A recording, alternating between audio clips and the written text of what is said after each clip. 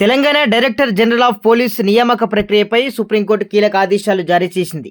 DGP ఎంపిక ప్రక్రియను వచ్చే 4 వారాల్లోగా పూర్తి చేయాలని యూనియన్ పబ్లిక్ సర్వీస్ కమిషన్ మరియు తెలంగాణ రాష్ట్ర ప్రభుత్వాన్ని సర్వోన్నత న్యాయస్థానం ఆదేశించింది.